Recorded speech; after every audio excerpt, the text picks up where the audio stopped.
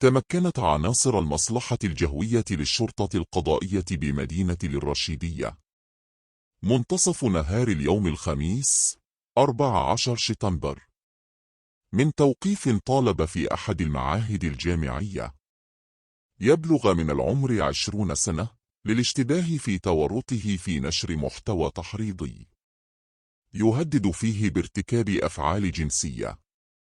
وكانت مصالح اليقظة المعلوماتية التابعة للأمن الوطني قد رصدت محتوى تحريضيا منشورا على مواقع التواصل الاجتماعي يزعم فيه صاحبه أنه سيتوجه إلى إحدى المناطق المنكوبة بالزلزال بغرض ارتكاب اعتداءات جنسية في حق طفلة قاصرات، وهو ما استدعى فتح بحث قضائي أسفر عن تشخيص هوية المشتبه فيه وتوقيفه.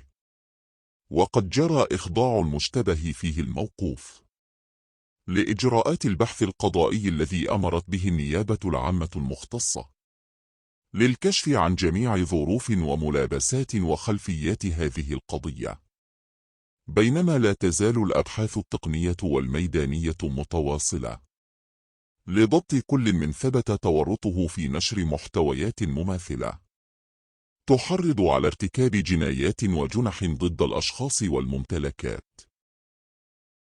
ايوا ها المعقول، ها اللي قلت لكم الخوت. شتي سخونيه الراس شحال كترجع بالبرود على مولاها. شتي بنادم اللي كيمشي يبغي يفهم ولا يبغي يضحك ولا يبغي يبان حدا صحابو، ها الخلاص ديالها.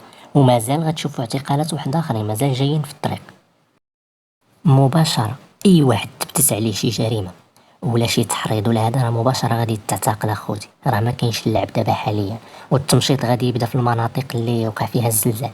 اي واحد ما عندوش تمايا شي اهميه وما عندوش غرض تمايا راه غير رجعوه في حاله لدارو صافي. ما بقاش داك التفليه طلع صور في عباد الله وضحك على عباد الله. راه الناس تمايا غاديه باش تخدم باش تنقد، وانتم كتعرقلوا السير ديال الطريق. لومبيلونس ما بقاتش شي مناطق ما بقاتش كيدير الدوز بكثره البلوكاج ديال الطوموبيلات.